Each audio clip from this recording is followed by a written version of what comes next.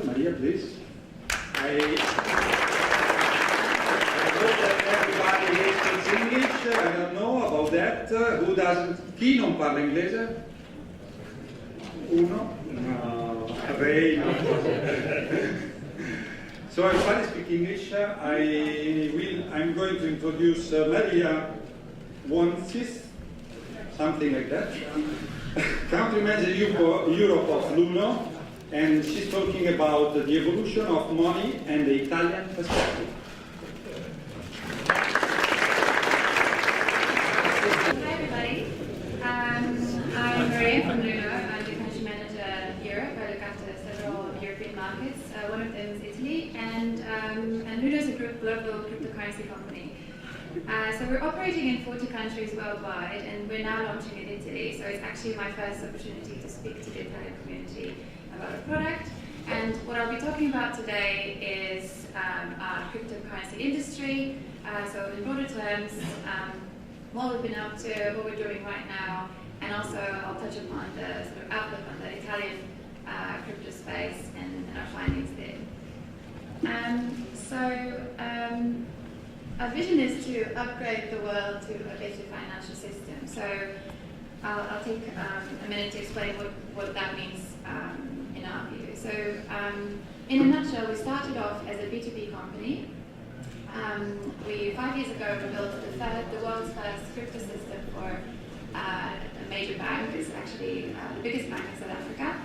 And long story short, we realized two things. That one, banks are going to move incredibly slow in this space. And B, at the time, banks were really obsessed about blockchain as a technology and thought that it would solve a lot of the issues, but it turned out that the issues were not actually technology-based, it was more human issues.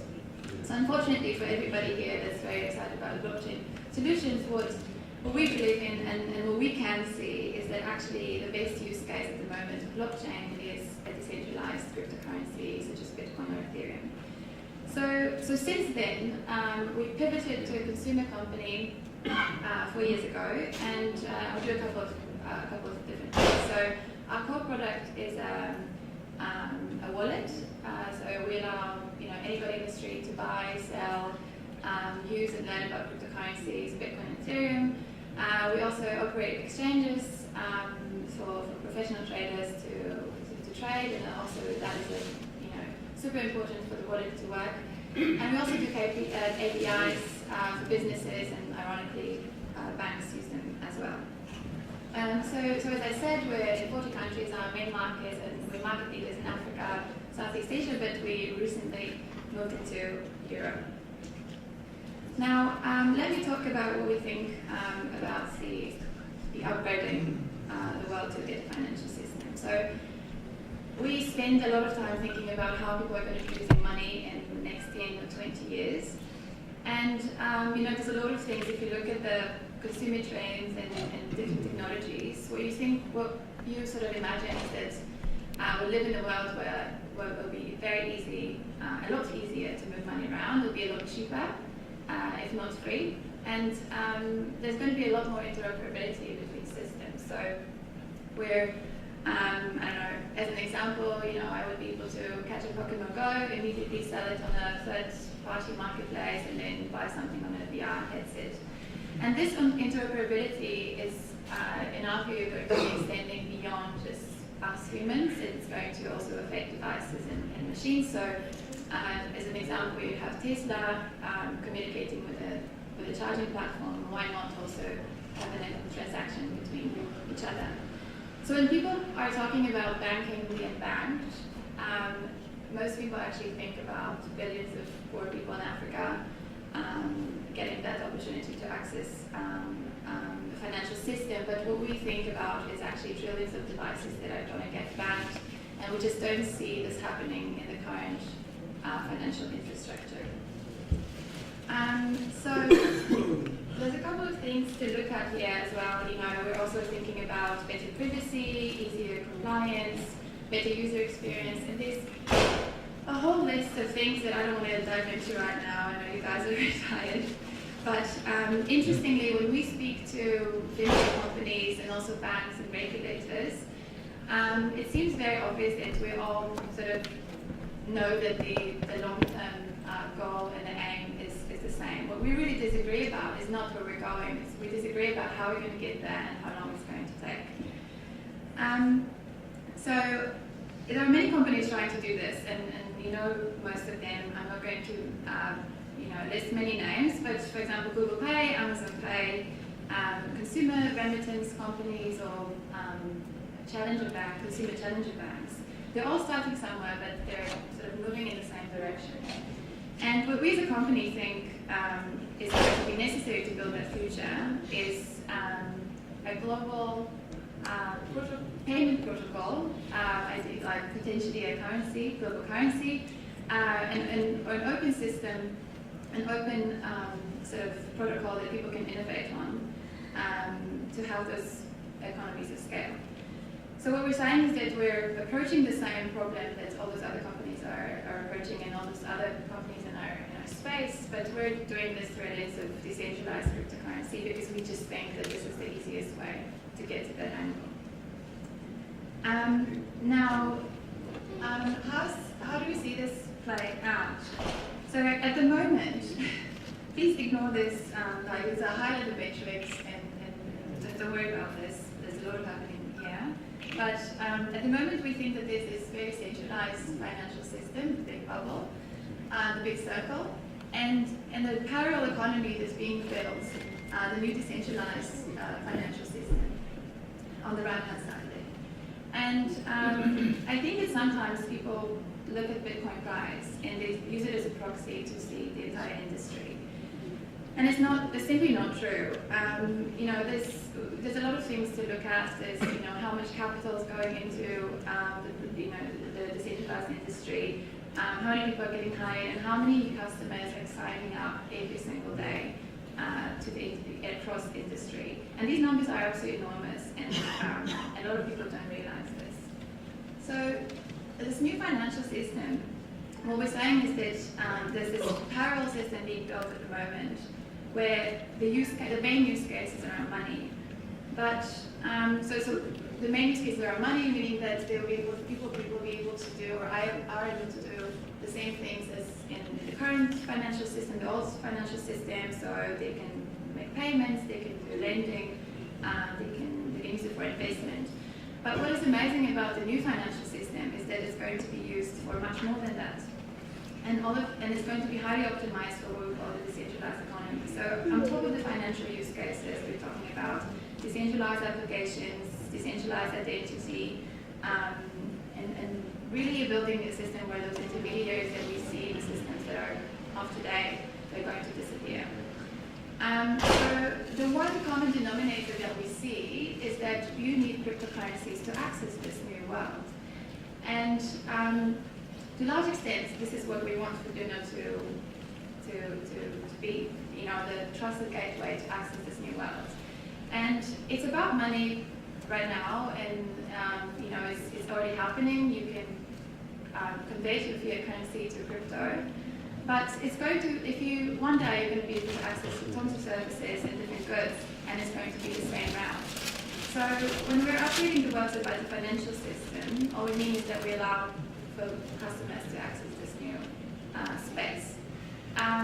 In that sense, when a customer is downloading our app and is depositing money and is buying Bitcoin, they usually see it as an investment. You probably see it as an investment. But what we see is that we have managed to actually transition somebody to a completely different economy.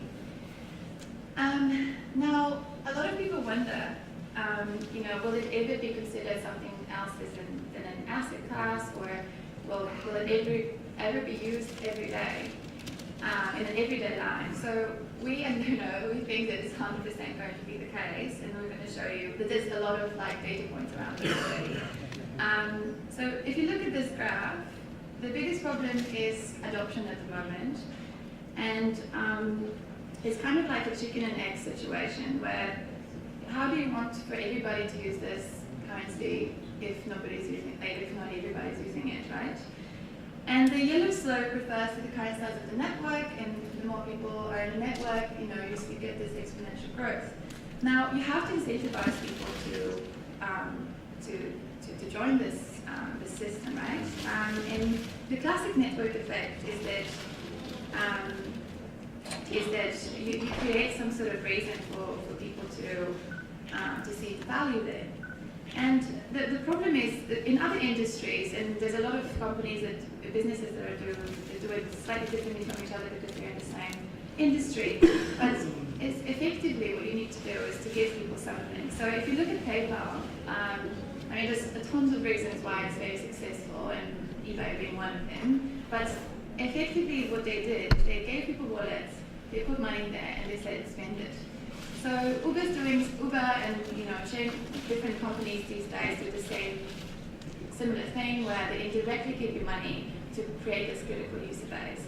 And the beauty of cryptocurrencies and Bitcoin essentially is that it has this inbuilt incentive mechanism already. So the orange line here is the ownership upside potential. So when people buy into cryptocurrencies in the beginning, the ownership upside potential is really high, obviously the risk as well. And then as the current size of network is growing, the ownership upside potential is actually decreasing.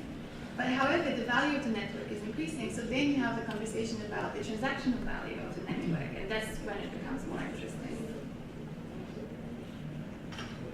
Now, a lot of you might be wondering now, who uses Bitcoin?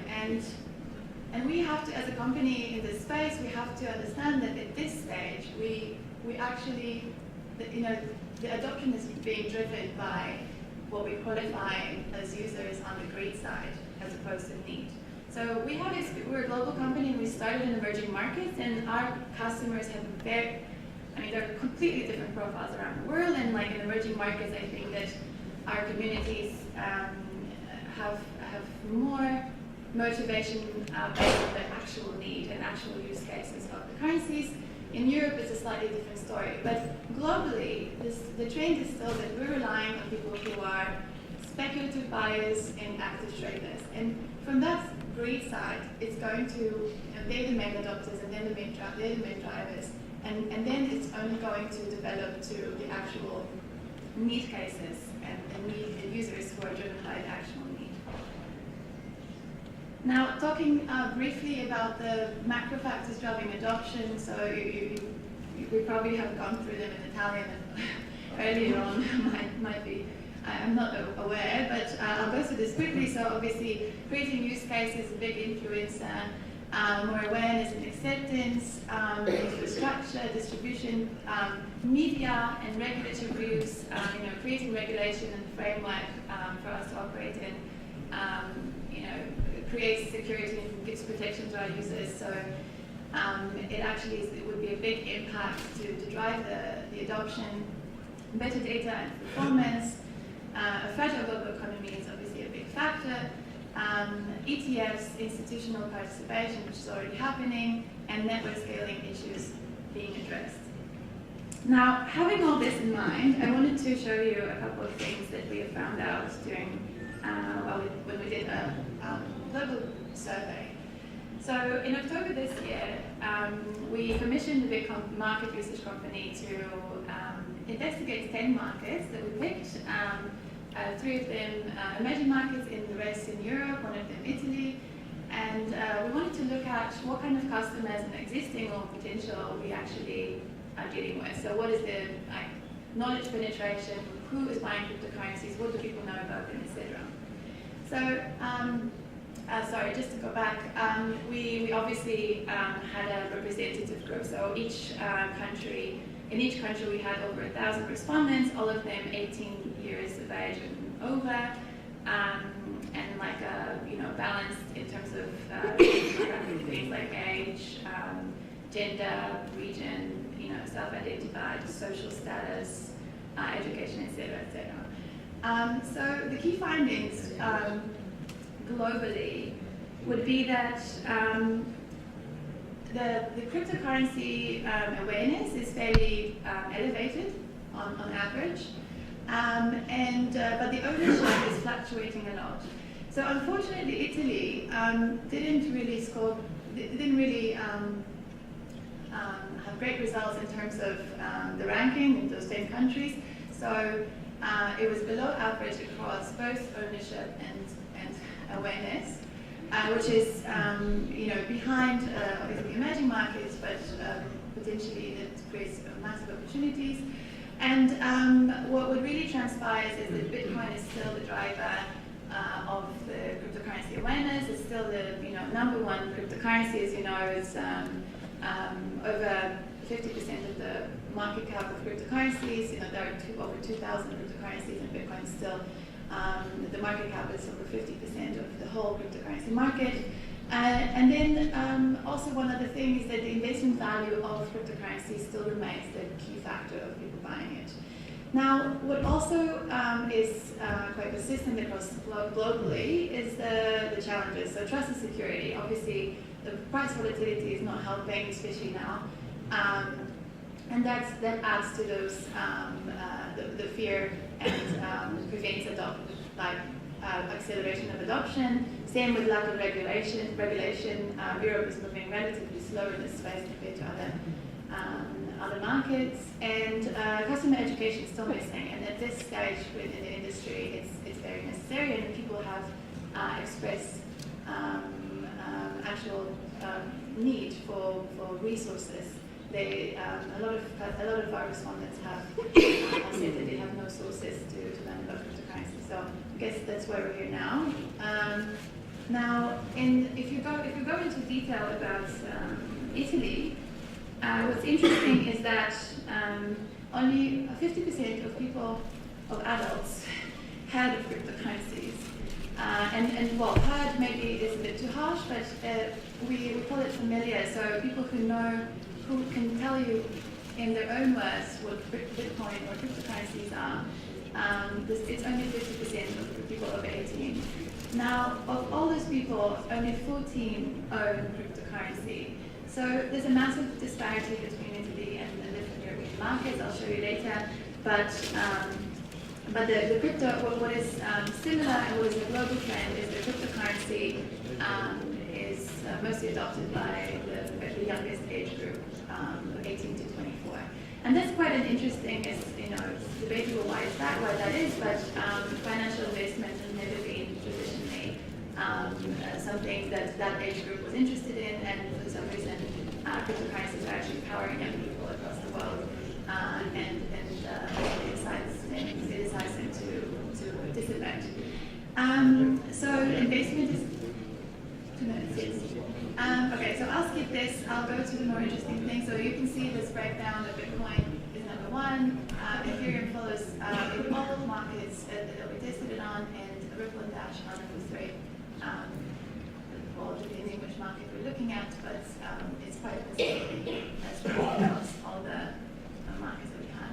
Now, to wrap it up, I just wanted to say that how do we see this industry moving forward to what I've described? Well, you can't just snap your fingers, and I think that a lot of people are over-eager thinking that it's going to happen just like that. We have to be honest that the previous system took hundreds of years, a couple of hundreds of years to be created. So it will take more than 2 years, but what we're doing now is bridging the old and the new.